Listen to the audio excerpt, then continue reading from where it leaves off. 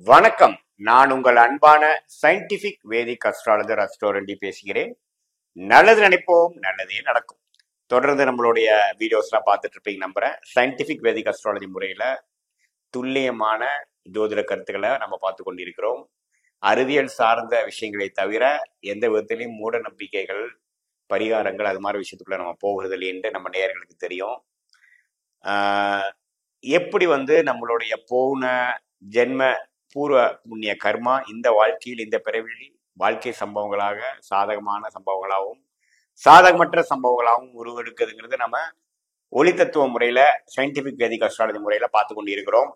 அந்த அடிப்படையில இந்த வீடியோல சிம்ம ராசிக்காரர்களுக்கு 2025 முதல் மாதமான ஜனவரி மாதம் எத்தகைய ஒரு மாதமாக இருக்க போகிறது என்பதை நம்ம பார்க்க போறோம். அதுக்கு முன்னாடி நம்ம சேனலுக்கு ஃபர்ஸ்ட் டைம் வரவங்க மறக்காம சப்ஸ்கிரைப் பண்ணுங்க. ஸோ தட் தொடர்ந்து நம்மளோட வீடியோஸ்ல உங்களை சேர்ந்தோம் நீங்க கனெக்ட்லயே இருக்கலாம். பிடிச்ச வீடியோஸ் ஷேர் பண்ணுங்க. இப்போ பாத்தீங்கன்னா சிம்மராசிக்காரர்களுக்கு 2025 ஜனவரி மாதம் எப்படி இருக்க போகுதுன்னு பார்க்கும் பொழுது, ஆண்டு கிரகம் என்று சொல்லப்படுகிற குரு 10ஆம் இடத்துல நீடித்திருக்கிறார். சனி 7ஆம் இடத்துல நீடித்திருக்கிறார். ஸோ 10-7ல மிகப்பெரிய ஆண்டு கிரகங்கள் நீடித்திருக்கும் பொழுது, ராகு கேது எங்க இருக்கிறான்னு பாத்தீங்கன்னா, ராகு 8லையும் கேது 2லையும் இருந்து குறுப்பார்வை பெறுகிறார் கேது. ஸோ இத்தகைய ஆண்டு கிரகத்தின் அமைப்புல எந்த வித மாற்றங்களும் நம்ம பார்க்க போறது கிடையாது. எப்போ 2025 ஜனவரி மாதம். சரி, மாத கிரகம் எப்படி செயல்படும் பார்க்கும் பொழுது, ராசி அதிபதியாகிய சூரியன் பாத்தீங்கன்னா தனுசுல முதல் 14 நாட்கள் 13 நாட்கள் இருக்கிறார். ஸோ சூரியன் 5ஆம் இடத்துல குருவோட வீட்டுல இருக்கிறது நல்ல விஷயம்தான், தப்பில்லை. நல்லாவே எக்ஸைட்மெண்ட்டோட, நல்ல உத்வேகத்தோட, ஒரு செயல்திறனோட செயல்படக்கூடிய அமைப்பு தான் செயல்வீங்க. அது கடந்த 2024 டிசம்பர் 14, 15, 16ஆம் தேதியிலிருந்தே பாத்தீங்கன்னா நல்லாவே செயல்படுறீங்கிறதா உண்மை. சூரியன் எப்பவுமே ராசி அதிபதி சிம்மராசிக்கு தனுசில் பெறும் பொழுது ஒரு உத்வேகம் பெறதான் செய்கிறார். அவரு தை மாசம், அதாவது ஜனவரி 14ஆம் தேதிக்கு அப்புறம் மகரத்துக்கு போய் 6ஆம் இடத்துக்கு போகும்பொழுது சில டிராவலிங், சில முதலீடுகள் அது மாதிரி விஷயங்கள்லாம் செய்ய வேண்டியிருக்கும். எப்பவுமே பாத்தீங்கன்னா 6க்கு சம்பந்தப்பட்டு 12 கனெக்ட் ஆகும் பொழுது, சரராசியாக இருக்கும் பொழுது சில பினான்சியல் இன்வெஸ்ட்மெண்ட்ஸ் இது வரைக்கும் நீங்க கடந்த 1.5 மாசம் 2 மாசமா பண்ணது இன்வெஸ்ட்மெண்ட் பண்ணக்கூடிய அமைப்பாகும். வெளிநாடு வெளிமாநிலம் டிராவலிங் அது மாதிரி விஷயங்கள் சரராசிக்குடைய மகரத்துக்கு போறதுனால கொஞ்சம் வாழ்க்கையில அடுத்த லெவலுக்கு நகர்த்தக்கூடிய அமைப்புகள் இருக்கு. அஷ்டம சனி வர 2025 ஏப்ரலுக்கு அப்புறம் வருதுங்கிறது நீங்க பயப்பட வேண்டியது இல்லை. அதுக்கு வேணுங்கிற சில விஷயங்கள் நீங்க பண்ணுவீங்க, சில இன்வெஸ்ட்மெண்ட்ஸ் அது மாதிரி விஷயங்கள் பண்ணக்கூடிய அமைப்பு இருக்கு.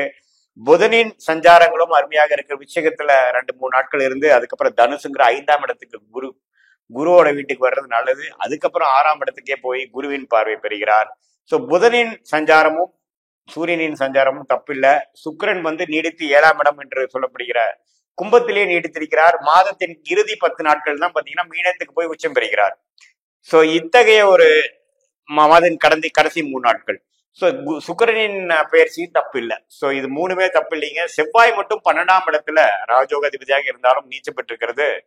சில விரயங்கள், சுப விரயங்கள்லாம் நீங்க செய்ய போறீங்க. டிராவலிங் இருந்துட்டே தான் இருக்க போகுது.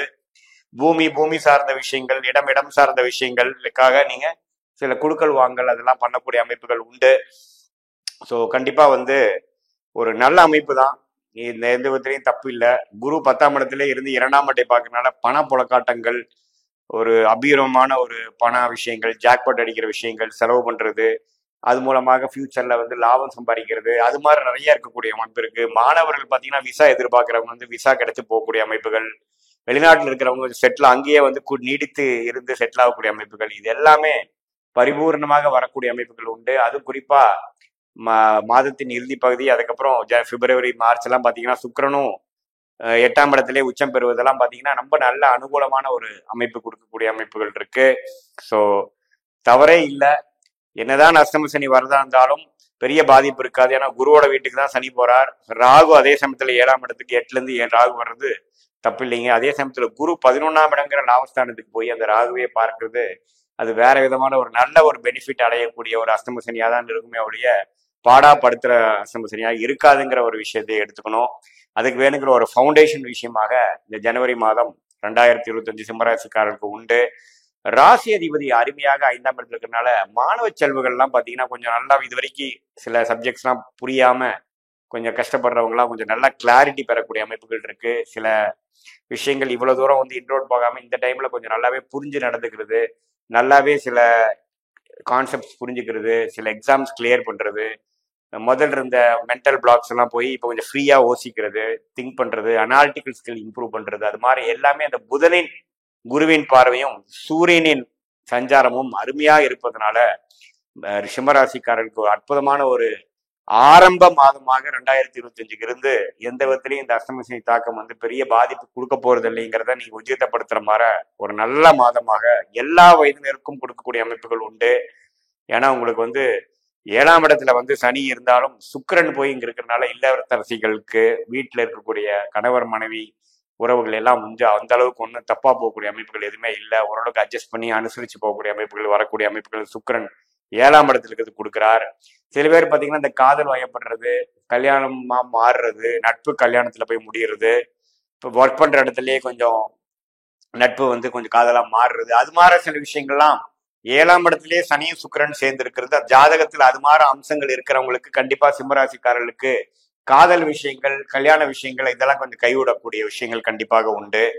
ஸோ இப்படி ஒரு அம்சங்கள்லாம் இருக்கக்கூடிய ஒரு மாதமாக, சுப விஷயங்கள் நடக்கக்கூடிய மாதமாக, எல்லாத்துக்குமே ஓரளவுக்கு டெவலப்மெண்ட் கொடுக்கக்கூடிய மாதமாக, ஃபினான்ஷியல்ல ஒரு பெனிஃபிட் கொடுக்கக்கூடிய மாதமாக, அதே சமயத்தில் சுப விரயங்களும் கொடுக்கக்கூடிய மாதமாகவும் சிம்மராசிக்காரர்களுக்கு இருக்கிறன்னு தெரிஞ்சுக்கிறோம். இது வந்து ஒரு பொதுவான பலன்களே தவிர இது உங்களுடைய ஜென்ம ஜாதகத்தில் நீ எந்த லக்னத்துல பிறந்திருக்கீங்க, எந்த ராசியில பிறந்திருக்கீங்க, எப்படி வந்து இந்த நட்சத்திரத்துல இருந்து என்ன தசாபுக்திகள் இப்ப போயிட்டு இருக்கிறத வச்சுதான் இப்போ இருக்கக்கூடிய தசநாதன் புக்திநாதன் கோச்சாரத்துல இப்படி இருக்கிறார் பொறுத்து அந்த கோச்சாரத்தையும் தசாபுக்திகளையும் மிக்ஸ் பண்ணி ஒரு துல்லியமான பலன்கள் வாழ்க்கை சம்பவங்களுக்கு வேணுங்கிற எடுக்கக்கூடிய டெசிஷனுக்கு கரெக்டான ஆன்சர்ஸ் கொடுக்கக்கூடிய அமைப்பு கண்டிப்பா எடுக்கலாம். மீண்டும் மற்றொரு காணொளியில் சந்திப்போம். நன்றி, வணக்கம்.